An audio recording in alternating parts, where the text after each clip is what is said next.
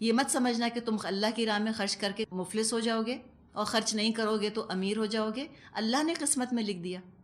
کم اگر ہے قسمت میں تو کم ہی ملے گا، چاہے ایک پیسہ کسی رشتہ دار کو نہ دو، اور اگر زیادہ ہے تو زیادہ ہی ملے گا، بلکہ اور برکت ہوگی. جتنا زیادہ انسان رشتہ داروں پر خرچ کرتا ہے اتنا اس کے مال میں اور عمر میں برکت ہوتی ہے. یہ حدیث میں مضمون آتا ہے. نبی اکرم صلی اللہ علیہ وسلم کی ایک حدیث ہے، اس میں آپ نے فرمایا کہ میرے رب نے مجھ کو 9 باتوں کا حکم دیا ہے. کھلے اور چھپے ہر حال میں اللہ سے ڈروں، کسی پر مہربان ہوں یا کسی کے خلاف غصے میں ہوں، دونوں حالتوں میں انصاف ہی کی بات کہوں، چاہے امیر ہوں یا فقیر، راستی اور اعتدال پر قائم رہوں، جو مجھ سے کٹے میں اس سے جڑوں، جو مجھے محروم کر دے میں اسے دوں، جو مجھ پر زیادتی کرے میں اسے معاف کر دوں. میری خاموشی غور و فکر کی خاموشی ہو، میری نگاہ عبرت کی نگاہ ہو، میری گفتگو ذکر الہی کی گفتگو ہو، اور نیکی کا حکم دوں اور بدی سے روکوں. نحمدہ ونصلی علی رسولہ الکریم، اما بعد فاعوذ باللہ من الشیطان الرجیم. بسم اللہ الرحمن الرحیم. رب اشرح لی صدری ویسر لی امری واحلل عقدۃ من لسانی یفقہوا قولی. سورۃ الرعد آیت نمبر 27 سے ہم شروع کر رہے ہیں.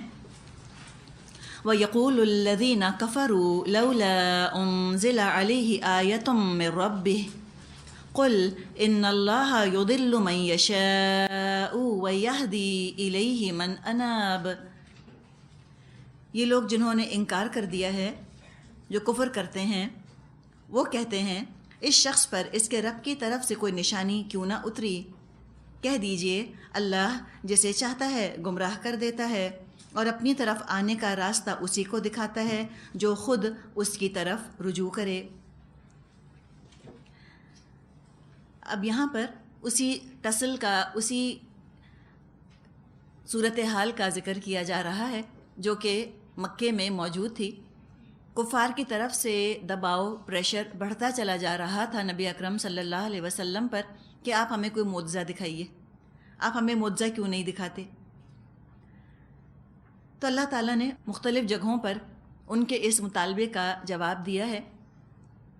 یہاں پر جو بات کی گئی ہے وہ ہم دیکھ رہے ہیں کہ انداز یہ ہے کہ ان کے مطالبے پر تبصرہ ہی نہیں کیا گیا کہ اللہ نازل کر سکتا ہے یا اللہ نازل کرے گا یا نہیں کرے گا، یا نبی کا اختیار ہے یا نہیں ہے. کوئی بات نہیں کی گئی. سیدھا جو ان کا انڈر لنک فیکٹر تھا جس وجہ سے وہ یہ مطالبہ کر رہے تھے، جو ان کی سائیکالوجی تھی، جو ان کی نفسیاتی صورتحال تھی، وہ یہاں پر لا کر رکھ دی.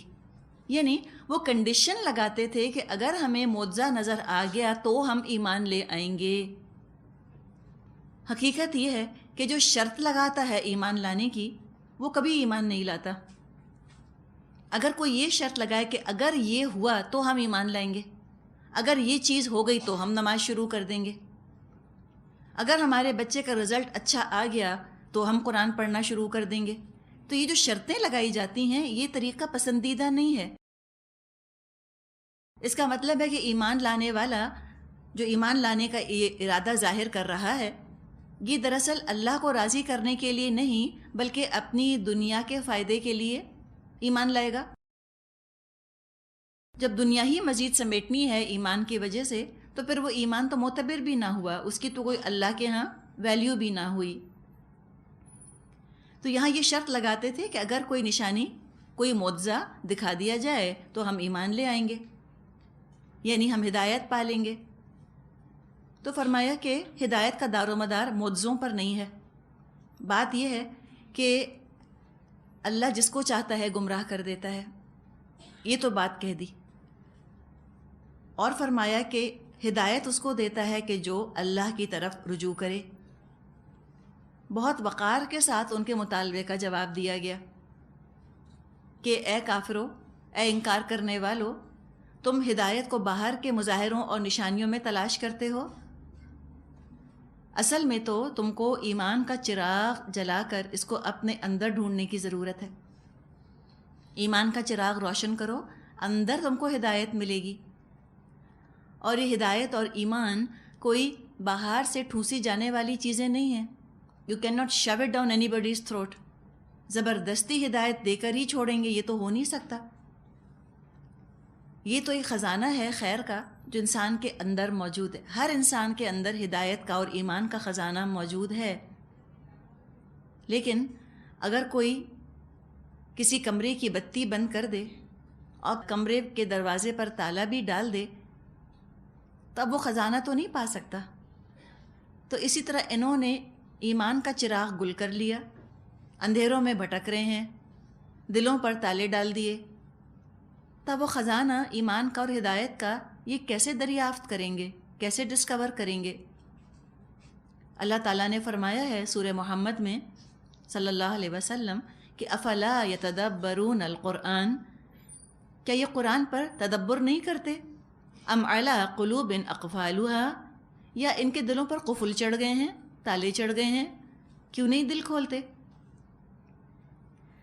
اب جس کو بھٹکنا ہی ہے وہ تو کہے گا کہ اللہ نے فرمایا ہے کہ یضل من یشاء، اللہ تو گمراہ کرتا ہے جس کو وہ چاہتا ہے، اور وہ اپنی گمراہی کی دلیل اس بات سے لے گا کہ اللہ نے میرے بارے میں فیصلہ کر لیا ہے کہ میں گمراہ ہوں، تب میں تو مجبور محض ہوں، اب میں کیا کروں، میں تو کچھ نہیں کر سکتا۔ اور جس کو ہدایت چاہیے ہوگی وہ آیت کے دوسرے ٹکڑے پر اپنی توجہ کو مرکوز کرے گا۔ وہ کہے گا اچھا مجھے ہدایت چاہیے، تو اس میں تو لکھا ہے یہدی الیہ من اناب، اللہ ہدایت دیتا ہے ہر اس شخص کو جو اللہ کی طرف رجوع کرے، تو مجھے تو ہدایت چاہیے، تو اس کا مطلب ہے میں اللہ کی طرف رجوع کر لوں۔ جو بھی اللہ کی طرف رجوع کرے گا اس کو ہدایت مل جائے گی۔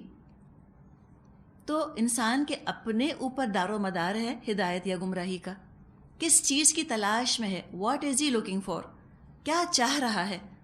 اگر گمراہی چاہ رہا ہے ہر آیت میں گمراہی نظر آ جائے گی، اگر ہدایت چاہ رہا ہے ہر آیت سے اس کو ہدایت مل جائے گی۔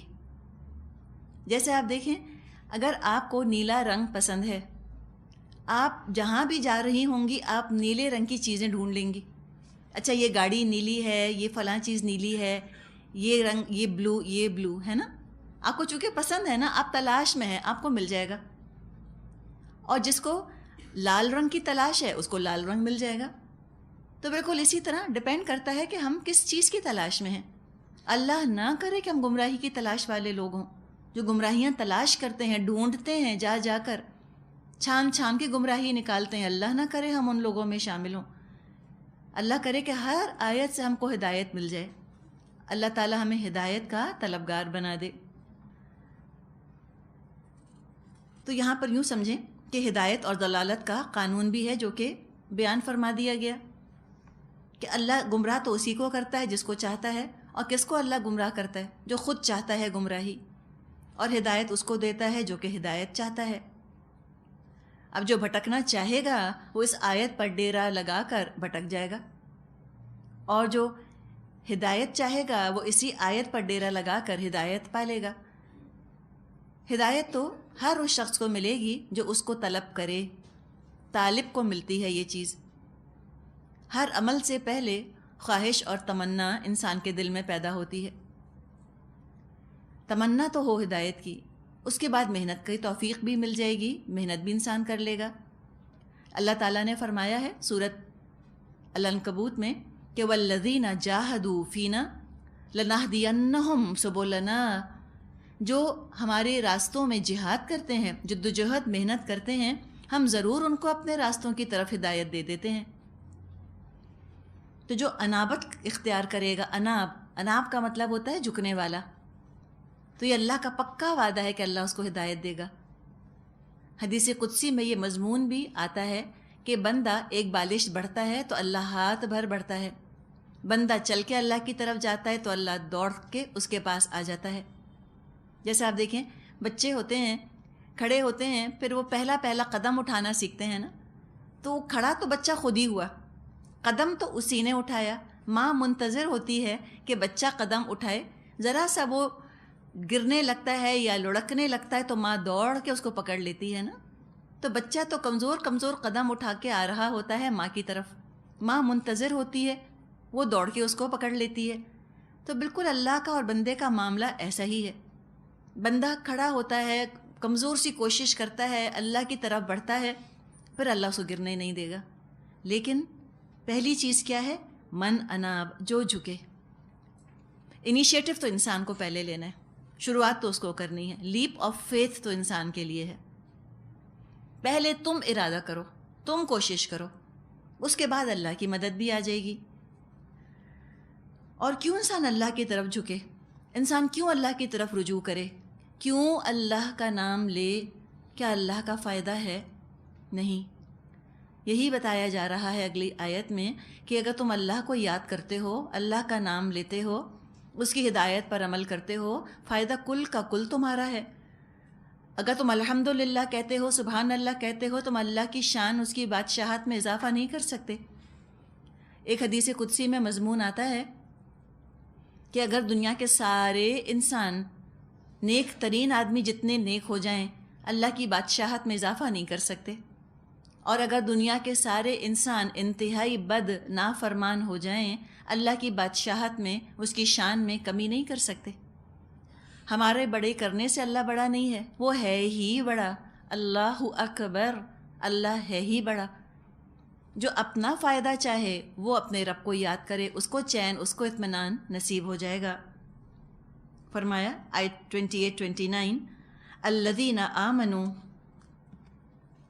وتطمئن قلوبهم بذکر اللہ، الا بذکر اللہ تطمئن القلوب، الذین آمنوا وعملوا الصالحات طوبی لہم وحسن مآب۔ ایسے ہی لوگ ہیں وہ جنہوں نے اس نبی کی دعوت کو مان لیا ہے اور ان کے دلوں کو اللہ کی یاد سے اطمینان نصیب ہوتا ہے۔ خبردار رہو، اللہ کی یاد ہی وہ چیز ہے جس سے دلوں کو اطمینان نصیب ہوا کرتا ہے۔ پھر جن لوگوں نے دعوت حق کو مانا اور نیک عمل کیے، وہ خوش نصیب ہیں اور ان کے لیے اچھا انجام ہے۔ اطمینان کا ذکر کیا جا رہا ہے۔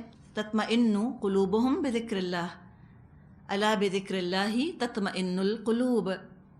قلب کی بات ہے، اطمینان کی اور قلب کی۔ جہاں تک یہ لفظ اطمینان کا تعلق ہے، بہت وسیع لفظ ہے۔ اس میں ہیومن ایموشنز کے، انسانی جذبات کے بہت سارے شیڈز ہیں لفظ اطمینان میں۔ Contentment, tranquillity. ٹرینکولیٹی تو ایک محسوس کرنے والی چیز ہے نا، اور ہر انسان کو یہ چیز پسند ہے۔ ہر انسان چاہتا ہے کہ میری زندگی میں کنٹینٹمنٹ ہو یا ٹرینکولیٹی ہو۔ تو اطمینان بڑا وسیع لفظ ہے، بہت سے اس کے اندر آپ کو جذبات کے شیڈز ملیں گے، اور سارے ہی جو مختلف شیڈز ہیں یہ سب انسان کو نہایت پسندیدہ ہیں اور اس کو مطلوب ہیں۔ اس میں خوشی کا بھی احساس شامل ہے لفظ اطمینان میں، سکون کا بھی احساس شامل ہے، تحفظ کا احساس شامل ہے، اور اعتماد۔ تو یہ ساری چیزیں جو انسان کو خوشی، سکون، تحفظ، اعتماد دے رہی ہوں۔ ساتھ ہی ساتھ یہ سب چیزیں ایسی نہیں جو کہ چھن جائیں یا کوئی چرا کر لے جائے، بلکہ یہ بھی احساس شامل ہے اطمینان میں کہ یہ تمام چیزیں جو میرے پاس ہیں، ان کے اندر پائیداری ہے، ٹھہراؤ ہے، پرماننس ہے، یہ چیزیں ہمیشہ میرے پاس رہیں گی۔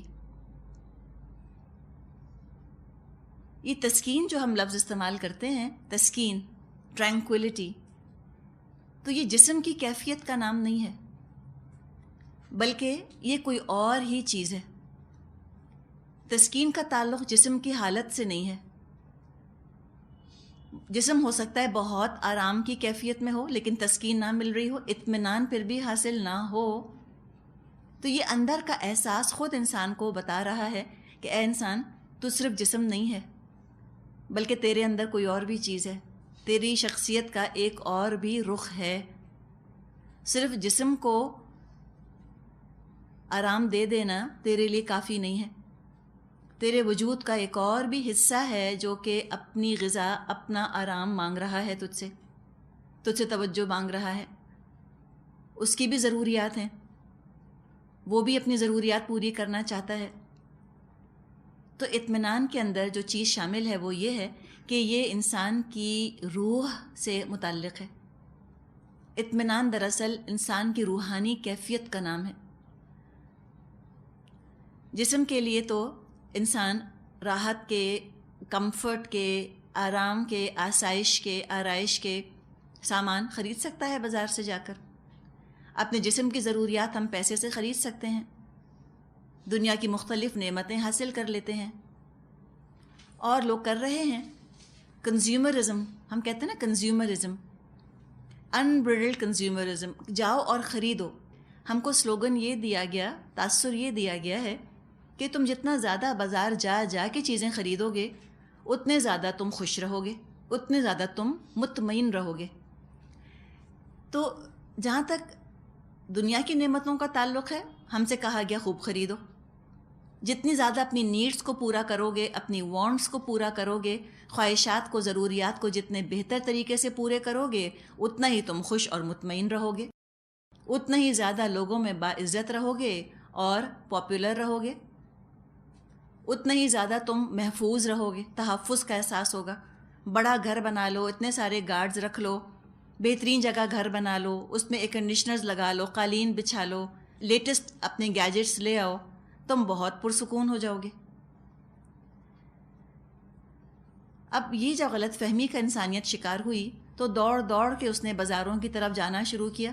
اب جب بازار کی طرف اس کو جانا تھا تو پیسوں کی بھی ضرورت تھی، جتنا زیادہ خریدیں گے اتنا زیادہ پیسے کی ضرورت ہے، تو بہت زیادہ توجہ کو فوکس کیا کمانے پر۔ تو نتیجہ کیا نکلا؟ نتیجہ یہ نکلا کہ توقع سے بڑھ کر، حقیقت ہے ایکسپیکٹیشن سے بڑھ کر جسموں کے لیے آرام اور آسائش مہیا ہو گئی۔ ایسی ایسی لگژریز آج تو بازار کے اندر موجود ہیں کہ انسان حیران ہوتا ہے۔ ایک کارن فلیکس اگر آپ کو خریدنے ہیں، سیریل خریدنا ہے، تو وہ آپ کے لیے پریشانی کا باعث ہے۔ کون سا خریدیں؟ ٹوتھ پیسٹ خریدنا ہے، پریشانی کا باعث ہے۔ بازاروں میں اتنا زیادہ ہے کہ انسان گھن چکر ہو جاتا ہے، واقعی بازار جا کے سمجھ نہیں آتا کیا لیں اور کیا نہ لیں۔ سامان تو اتنا بھر دیا گیا ہے بازاروں کے اندر، اور یہ ساری چیزیں کس نام پر پیش کی گئی ہیں بازار میں؟ کیا لوگوں کو تاثر دیا گیا کہ جتنا خریدو گے اتنے پرسکون رہو گے؟ ایڈز میں یہی دکھاتے ہیں کہ فلاں نے فلاں ٹوتھ پیسٹ خرید لیا، وہ ہمیشہ کے لیے پرسکون ہو گیا، یا فلاں بسکٹ لے لیا، یا فلاں سیریل لے لیے، اب ہمیشہ کے لیے وہ خوش ہے، گھروں کے اندر خوشی ہے اور اطمینان ہے اور سکون ہے۔ لیکن یہ فیلیسی ہے نا، غلط بات ہے جو کہ ہمیں بتائی جا رہی ہے۔ اگر ہم حقائق کو دیکھیں، فیکٹس کو دیکھیں، تو پتہ یہ چلتا ہے کہ دنیا میں چیزیں تو بہت ہیں لیکن چین نہیں ہے۔ چین نام کی چیز نہیں رہی دنیا میں۔ بازار بھرے پڑے ہیں، اور جتنا زیادہ بازار بھر رہے ہیں اتنا چین کم ہو رہا ہے۔ ابھی چھوٹی سی مثال ڈسکس کی ہم نے، ان چیزوں کو دیکھ کر اب چین نہیں آتا، پریشانی بڑھتی ہے کہ اللہ پتہ نہیں ہم نے صحیح چیز لی بھی کہ نہیں، اتنی ویرائٹی، اتنی چوائس ہے، اس سے اور رہا سہا چین ختم ہو گیا انسان کا۔ اور چین وہ چیز ہے جو بازار میں ملتی نہیں۔ سامان راحت اور چیزیں، اور راحت اور چیزیں۔ دنیا میں بے چینی بہت ہے، بے کلی بڑھ گئی ہے، لوگوں کو سکون نہیں مل رہا، سکون کی تلاش میں لوگ ہیں، اطمینان نہیں ہے لوگوں کے اندر ابھی بھی۔ اب کیا کریں؟ کہا اچھا سکون چاہیے، اس کے لیے دوا بنا دیتے ہیں۔ تو سکون بخشنے والی دوائیں، سیڈیٹیوز، وہ بنانی شروع کر دیں، وہ لوگوں نے استعمال کی کہ چلو شاید ان سے سکون ملے، ان سے بھی نہیں ملا۔ پھر کہا کہ اچھا ایسا کرو کہ تم نشے میں سکون تلاش کرو۔ تو الکوہل اور ڈرگس میں لوگ سکون تلاش کرنے کی کوشش کرتے ہیں، اس میں بھی نہ ملا۔ تو میوزک کی طرف کہا کہ دیکھو یہ ہے food for the soul, drown yourself in music, ڈبا دو اپنے آپ کو موسیقی کے اندر۔ وہ بھی کر کے دیکھ لیا، ڈبا دیا اپنے آپ کو موسیقی میں، تب بھی سکون نہ ملا۔ ایک چیز استعمال کی، دوسری کی، تیسری کی، تینوں اکٹھی کی، پھر بھی چین نام کی چیز نہیں ہے۔ جو لوگ ان چیزوں کو استعمال کر رہے ہیں، چین ان کی زندگی میں نہیں ہے، ڈپریشن ہے، نفسیاتی بیماریاں ہیں، اور یہ سائیکولوجیکل ڈس آرڈرز کم ہونے کے بجائے بڑھتے چلے جا رہے ہیں۔ یہاں تک کہ جو آج اس وقت دنیا کی صورتحال ہے وہ یہ ہے کہ زندگی لوگوں کے لیے ایک عذاب بن گئی ہے۔ بعض لوگ تو قدرتی موت کا بھی انتظار نہیں کرتے، خود ہی اپنی جان ختم کر لیتے ہیں. اور جو خودکشیاں ہیں، سوسائڈس ہو رہی ہیں، یہ بوڑھوں کے اندر نہیں ہیں. 100 سال کے، 110 سال کے سوسائڈس نہیں کر رہے. ینگ 5 سال کے بچے، 15 سال کے نوجوان، 25 سال کے، 35 سال کے، بھرپور جوانی، اشدھا کی جو عمر ہوتی ہے، بھرپور جوانی کی عمر 40 سال، اس عمر کے لوگ زیادہ تر خودکشیاں کر رہے ہیں. اور خودکشیوں کا ریٹ ان ممالک میں زیادہ ہے جہاں پہ کہ دنیاوی ترقی بہت ہے. سویڈن میں سب سے زیادہ سوسائڈ ریٹ ہے. وہاں پہ پر کیپٹا انکم سب سے زیادہ ہے، پھر بھی سوسائڈز بہت ہوتی ہیں. تو اس طرح وہ زندگی سے چھٹکارا تو پا لیتے ہیں، ایک زندگی سے تو چھٹکارا پا لیا، نجات حاصل کر لی، لیکن اب دوسرے جہان، دوسری زندگی میں جو داخل ہو رہے ہیں، چین تو وہاں بھی نہیں ہے ان کے لیے. کسی نے شعر کہا ہے نا کہ غم سے گھبرا کر کہتے ہیں کہ مر جائیں گے، مر کے بھی چین نہ پایا تو کہاں جائیں گے. یہ بدقسمتی ہے نا. خودکشی کر تو لی لیکن اس کے بعد آگے بھی چین نہیں. تو سارے کے سارے چلے خودکشی بھی نہیں کرتے، لیکن زندگی ان کے لیے بڑی بوجھ ہے، بڑی بوجھل، بڑی بھاری ہے. ہر وقت خوف ہے، ہر وقت خطرہ ہے، انسیکیورٹیز ہیں، عدم تحفظ کا شکار ہیں. قریب ترین رشتوں سے اعتماد اٹھ رہا ہے. بچے والدین پر اعتماد نہیں کرتے، والدین بچوں پہ نہیں کرتے، شوہر بیوی پہ نہیں، بیوی شوہر کے اوپر نہیں ہے. کوئی فلیل لائلٹی کا تصور نہیں رہا، کوئی آپس میں وفاداری کا تصور نہیں ہے، فیڈیلٹی نہیں ہے. شک اور شبہ ہے، تبھی گھروں کے اندر رہنا عذاب ہے. لوگ گھروں میں رہنا نہیں چاہتے، ویکینڈز پر کہتے نکلو، چلو کہیں باہر نکلو. جس کا جہاں منہ اٹھا وہ ادھر چلا گیا. بعض دفعہ لوگ گھروں کو لوٹنا نہیں چاہ رہے ہوتے، کبھی بار میں جا کر بیٹھ جائیں گے، ڈسکو جا کے بیٹھ جائیں گے، کہیں نکل جائیں گے، ان کو گھر نہیں جانا ہوتا. وہ کہیں اپنا اطمینان حاصل کرنا چاہ رہے ہوتے ہیں کہ کہاں جائیں جہاں ہم کو سکون ملے.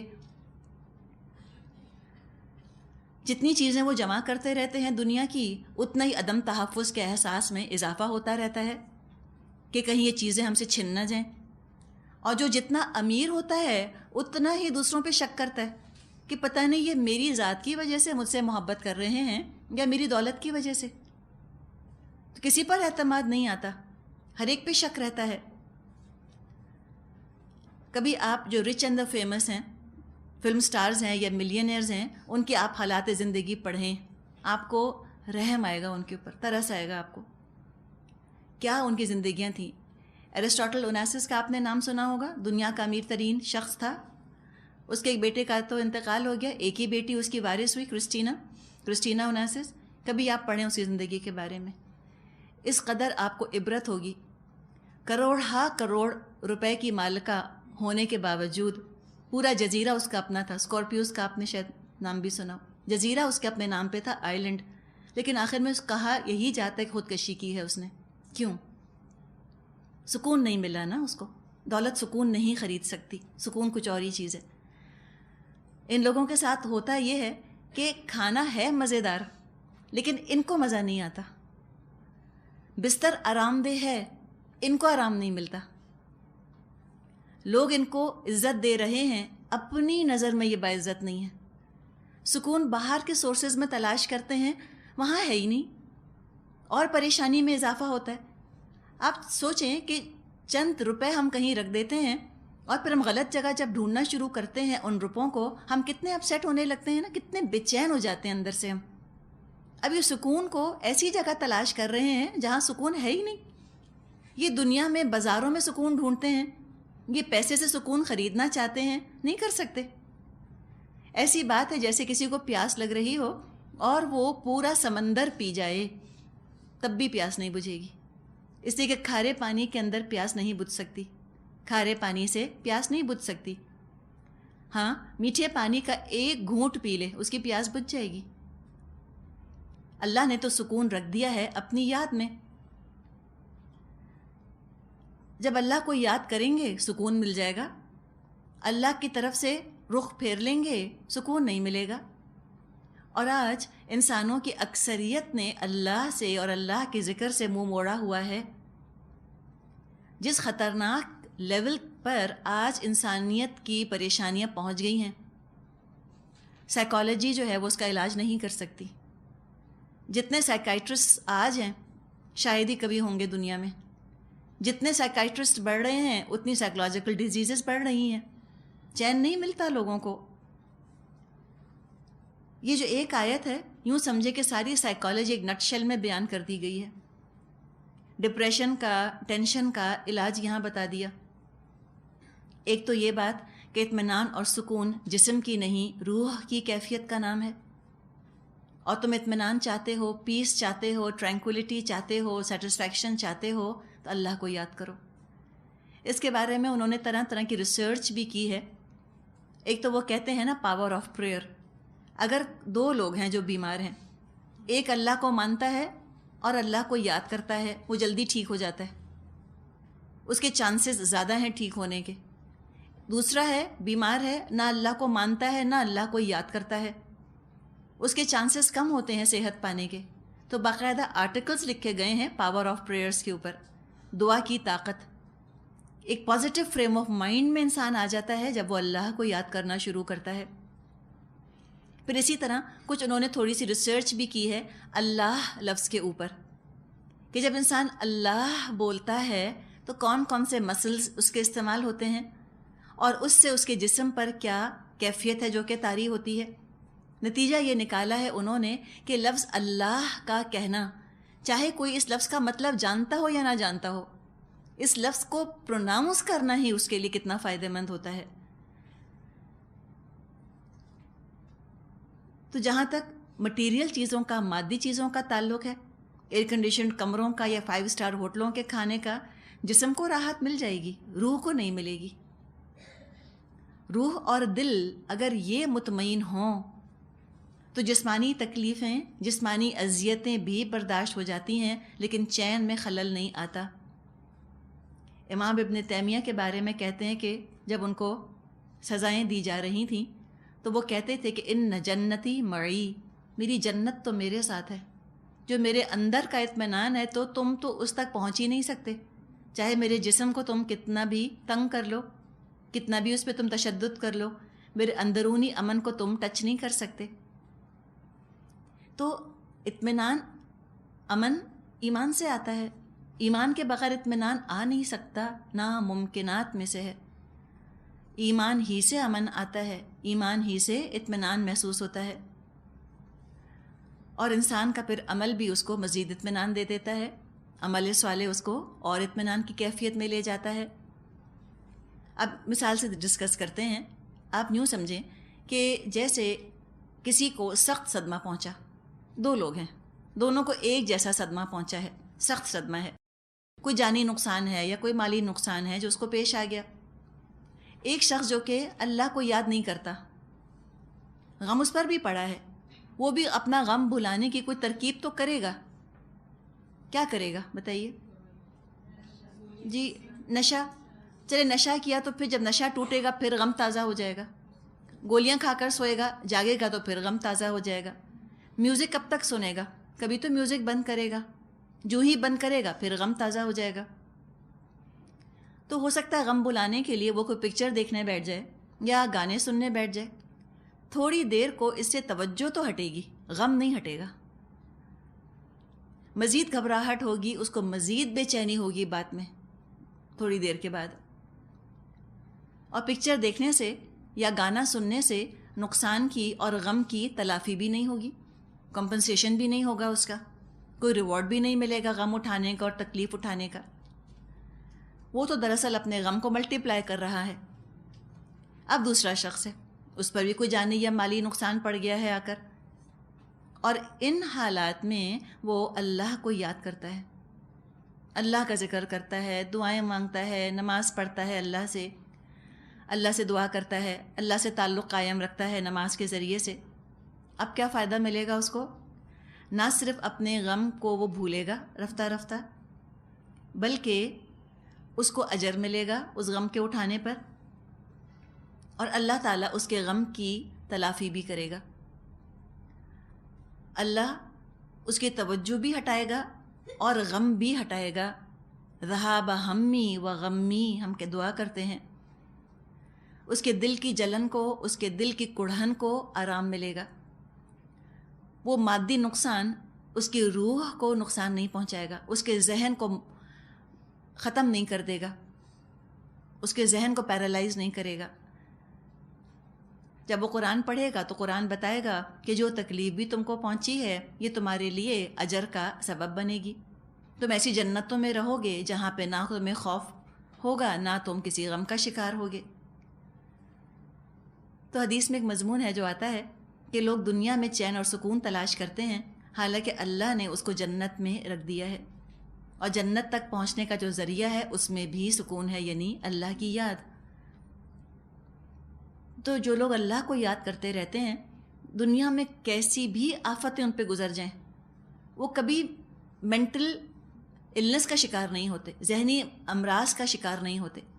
آپ سوچئے صحابہ پر کیا کچھ نہیں گزری، بلال رضی اللہ عنہ کیسے ان کو گھسیٹا جاتا تھا مکے کی گلیوں میں، حضرت عمار بن یاسر کیا کیا تشدد ہے جو ان پر کیا گیا، کیسے لوگوں نے اپنے رشتہ داروں کی لاشیں اٹھائی ہیں۔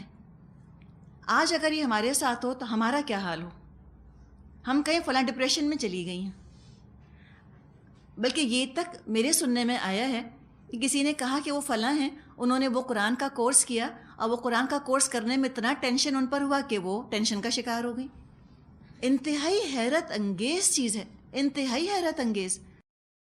اتنی چھوٹی چھوٹی باتوں میں ہم ٹینشن کا اور ڈپریشن کا شکار ہو جاتے ہیں۔ ہم کیوں ہو جاتے ہیں، وہ کیوں نہیں ہوتے تھے؟ آپ سوچیں کہ جن پر وہ مشکلات پڑیں ان کو تو پتہ نہیں کس قسم کا ذہنی مریض بن جانا چاہیے تھا، نفسیاتی مریض، تو وہ کیوں نہیں بنے؟ وہ اتنے ہیلدی کیسے رہے، اتنے صحت مند کیسے رہے ذہنی طور پہ؟ ان کی شخصیت میں کوئی ٹوٹ پھوٹ نہیں ہوئی۔ وجہ یہی ہے کہ ان کے اندر اطمینان تھا، ان کو پتا تھا کہ جو مشکل ہم اٹھا رہے ہیں اللہ کی طرف سے اس پہ اجر ملے گا۔ تو اطمینان تو اللہ ہی کی یاد سے ملتا ہے اور کہیں نہیں اطمینان۔ جب کوئی غم آئے، پریشانی آئے تو بس یعقوب علیہ السلام کی طرح کا ہم رویہ اختیار کر لیں، انما اشکو بثی و حزنی الی اللہ، میں تو اپنے دکھ کا، درد کا اظہار اللہ کے سامنے کرتا ہوں۔ اللہ کو یاد کریں گے، صلے کی امید آئے گی دل کے اندر، اور امید جو ہے وہ انسان کو ٹوٹنے نہیں دیتی، انسان کو بیمار نہیں ہونے دیتی۔ حدیث میں آتا ہے الا آگاہ ہو جاؤ، ان الدنیا ملعونۃ ملعون ما فیہا، دنیا اور جو کچھ دنیا میں ہے اس پر اللہ کی پھٹکار ہے، اللہ کی لعنت ہے، یعنی اللہ کی رحمت سے دور ہے دنیا اور دنیا کی ہر چیز۔ الا ذکر اللہ وما والہ، سوائے اللہ کے ذکر کے اور ان چیزوں کے جن کا اللہ سے تعلق اور واسطہ ہو، وعالم او متعلم، اور سوائے عالم کے اور متعلم کے، یعنی سکھانے والا اور سیکھنے والے۔ یہ ترمذی میں اور ابن ماجہ میں حدیث موجود ہے۔ تو حقیقت ہے اگر دنیا کو صرف دنیا کے لیے حاصل کیا جائے گا، اللہ سے کاٹ کر حاصل کیا جائے گا، دنیا کو چین نہیں ملے گا۔ اور جب دنیا کی نعمتوں کو اللہ کے نام سے استعمال کیا جائے گا، اللہ کی خاطر استعمال کیا جائے گا تو چین حاصل ہو جائے گا۔ دنیا کو اللہ کے بتائے ہوئے طریقے سے اگر ہم برتیں گے، یہ بھی ذکر اللہ ہے، بذکر اللہ تطمئن القلوب، اللہ نے جو طریقہ بتا دیا اسی حساب سے دنیا کو استعمال کریں تو یہ بھی ذکر اللہ بن جاتا ہے۔ جتنی دنیا اللہ کی راہ میں استعمال ہو گئی وہی فائدہ مند ہے۔ حدیث میں یہ مضمون بھی ہمیں ملتا ہے کہ قیامت کے دن انسان کے لیے ایسی محفل میں شرکت جس میں کہ اللہ کا ذکر نہ کیا گیا ہو، حسرت کا اور پچھتاوے کا باعث بنے گی۔ تو ہر موقع پر مسلمان اللہ کو یاد کرے، الحمدللہ، انشاءاللہ، ماشاءاللہ کہتا رہے، اور ایمان سے غافل نہ ہو۔ ایمان ہی سے امن ملے گا، ایمان کے بغیر امن نہیں ہے۔ جو جتنا اللہ کو یاد کرتا ہے اللہ بھی اس کو اتنا ہی یاد کرتا ہے، یہ بھی مضمون ہم کو حدیث میں ملتا ہے۔ اور جب اللہ ہمیں یاد رکھتا ہے تو ہم خوش رہتے ہیں۔ جب انسان اللہ سے جڑا رہتا ہے خوش رہتا ہے، جب اللہ انسانوں سے راضی رہتا ہے انسان مطمئن رہتے ہیں۔ آپ مثال دیکھیے نا کہ ایک جھونپڑی ہے، اس میں ایک چھوٹا سا بچہ ہے، پھٹے ہوئے کپڑے پہنے اس بچے نے، کوئی لگژریز نہیں ہے، کوئی فینسی کھلونے نہیں ہیں، لیکن ماں کی گود اس کو میسر ہے. کتنا ہیلدی بچہ ہوگا ذہنی طور پہ، پیسفل ہوگا نا، پرسکون ہوگا، اس لیے کہ ماں کے قریب ہے نا، ماں کی آغوش، ماں کی توجہ، ماں کی گود، ماں کی محبت اس کو ملی ہوئی ہے. اب آپ تصور کیجئے ایک کسی بہت ہی خوبصورت محل کا، دنیا زمانے کی لگژریز ہیں وہاں پر، بہترین کپڑا، غذا، نوکر چاکر سب موجود ہے. وہاں ایک بچہ پرورش پا رہا ہے، لیکن کبھی ماں کو دیکھتا نہیں، ماں سے بہت دور ہے، نہ اس کو کبھی ماں کی گود ملی، نہ ماں کی توجہ، نہ ماں کی محبت. کتنا محروم ہے نا وہ بچہ. آج دنیا کا یہی حال ہے. ہم لگژریز کے اندر چین تلاش کرتے ہیں، نہیں ہے. اگر اللہ ہم سے دور ہے، اللہ ہم سے ناراض ہے، اللہ ہماری طرف توجہ نہیں کر رہا، اللہ ہم سے محبت نہیں کرتا، چین کہاں سے آئے گا؟ آج ساری دنیا جو بے چین ہے اسی لیے کہ اللہ اس سے راضی نہیں ہے. اسی لیے لوگ اتنے اپسیٹ رہتے ہیں، لوگ اتنے بے چین رہتے ہیں. بچہ کیسے روتا رہتا ہے جب تک ماں اس کو اپنے پاس نہ بلا لے. جب ماں اپنے پاس بلا لیتی ہے بچے کو چین آ جاتا ہے. جب ماں ناراض ہوتی ہے بچہ روتا رہتا ہے. تو آج اسی طرح آپ دیکھیں کہ اللہ ناراض ہے نا. تمام تر دنیاوی نعمتوں کے باوجود چین نہیں ہے. آج لوگ رش کرتے ہیں ان کے اوپر، کہتے ہیں کہ آپ تو لگتا ہے بڑے ہی سکون سے رہ رہے ہیں. یہ سکون جو ہے یہ بازار سے نہیں خریدا جا سکتا، یہ تو اپنے اندر تلاش کرنے کی چیز ہے. اللہ کے ذکر سے دل اطمینان پاتے ہیں. واقعی اگر کوئی اسلامک سائیکالوجی پر کام کرے اور قرآن نے جو جو سائیکولوجیکل بیماریاں، نفسیاتی امراض کی نشاندہی کی ہے، سائیکولوجیکل ڈیزیزز کی نشاندہی کی ہے، اور جس طرح قرآن نے ان کا علاج بتایا ہے، اس کو وہ کمبائن کریں لیٹسٹ ریسرچ کے ساتھ، تو پھر یقیناً انسانیت کو بہت فائدہ ہوگا. صرف فرائڈ کی سائیکالوجی انسانوں کو امن نہیں دے رہی، انسانوں کو چین نہیں دے رہی. صرف فرائڈ کی سائیکالوجی سے انسانوں کی سائیکولوجیکل پرابلمس کا علاج نہیں ہو رہا. حقیقت ہے یہ چیز فیل ہو چکی ہے، مان لینا چاہیے. ایک ٹرائی کیا تھا، فیل ہو گیا. اب اسلامک سائیکالوجی کو بھی ٹرائی کریں، لیکن پھر اس کے لیے کس کی ضرورت ہے؟ اس کے لیے بہت اعلیٰ تعلیمی یافتہ مسلمانوں کی ضرورت ہے، جنہوں نے دنیا کی بھی اعلیٰ ترین ڈگریز لی ہوئی ہوں، جنہوں نے فرائڈ کی بھی ساری سائیکالوجی پڑھی ہوئی ہو، اور جنہوں نے قرآن بھی پڑھا ہوا ہو، حدیث بھی پڑھی ہو.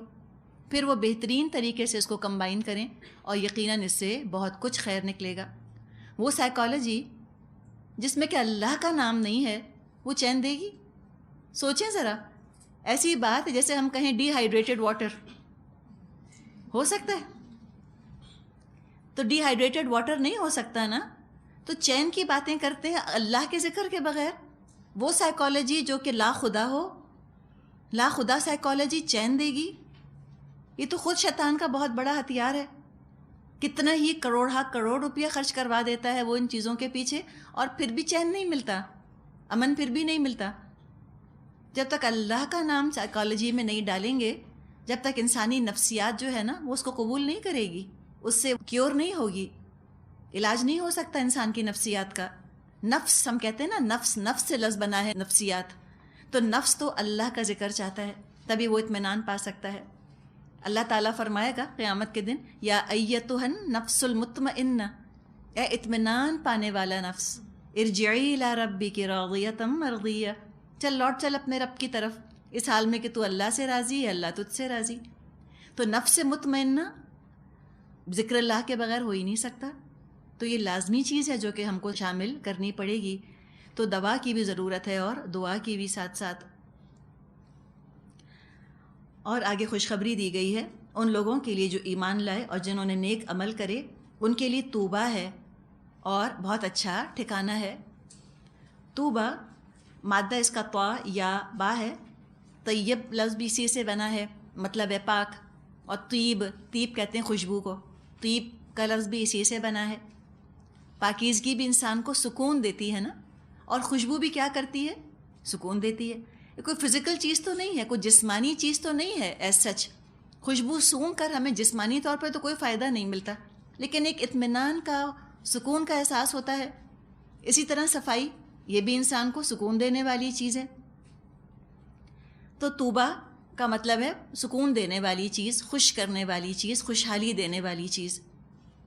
اور توبہ اس کے بارے میں کہا جاتا ہے کہ جنت کے ایک درخت کا بھی نام ہے.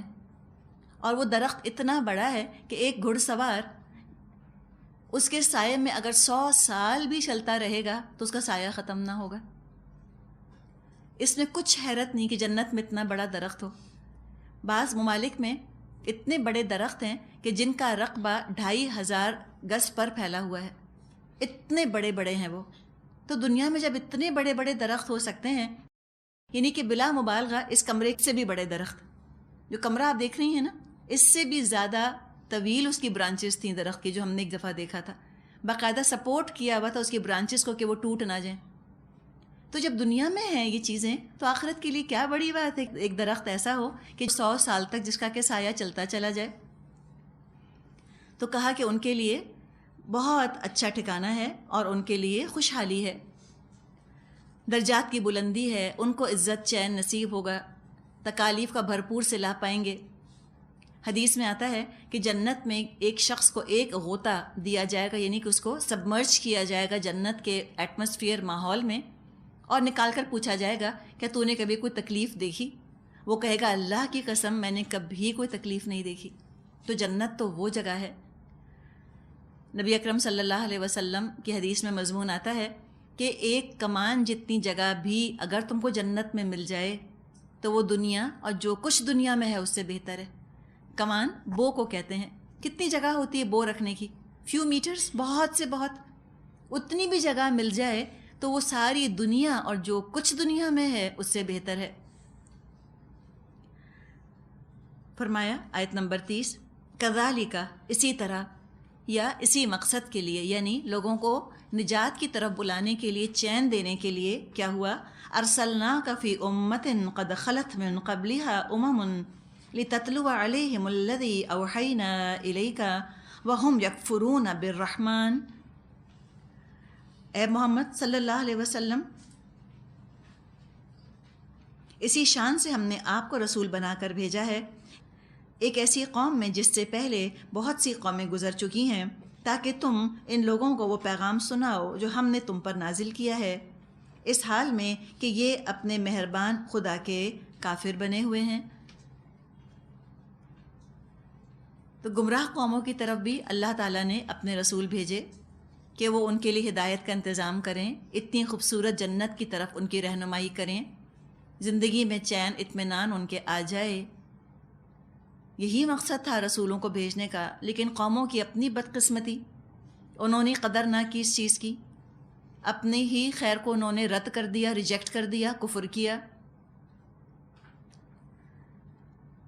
قل هو ربی لا الہ الا ہو، ان سے کہو وہی میرا رب ہے، اس کے سوا کوئی معبود نہیں۔ علیہ توکلت و الیہ متاب، اسی پر میں نے بھروسہ کیا اور وہی میرا ملجا اور ماوا ہے۔ تو یہاں اطمینان اور چین کا ٹھوک کر اعلان کر دیا جا رہا ہے کہ میں تو اللہ ہی پر توکل کرتا ہوں، وہی میرا ملجا ہے اور اس کے سوا کوئی رب نہیں۔ جو ایک سے زیادہ زندگی میں رب بناتا ہے وہ بھی اپنا چین اطمینان رخصت کرتا ہے، جو ٹھک کر ایک اللہ کی عبادت کرتا ہے وہ انتہائی مطمئن ہوتا ہے۔ حقیقت ہے کہ عبودیت میں حریت اور اطمینان دونوں چیزیں ہیں۔ جو ایک اللہ کو راضی کرنے کا ارادہ کر لے وہ انتہائی پرسکون ہو جاتا ہے، اور جو بہت سے انسانوں کو معبود بنائے وہ کبھی سکون پا نہیں سکتا۔ اور لوگوں نے الٹا سمجھ لیا، وہ یہ سمجھتے ہیں ہم ایک اللہ کی بات مانیں گے ہم بہت اپسیٹ ہو جائیں گے، اور ہم ساروں کو راضی رکھنے کی کوشش کریں گے ہم بہت خوش رہیں گے۔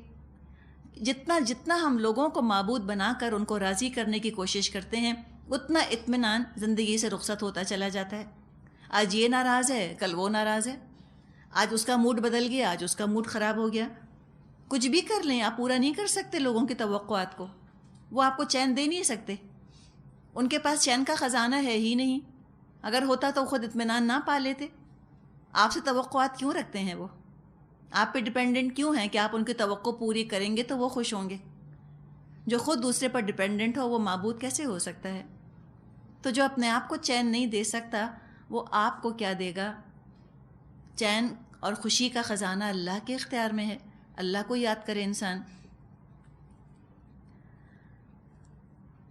آیت 31، ولو ان قرآنا سیرت به الجبال او قطعت به الارض او کلم به الموتى بل للہ الامر جميعا افلم ییأس الذین آمنوا ان لو یشاء اللہ لہدی الناس جميعا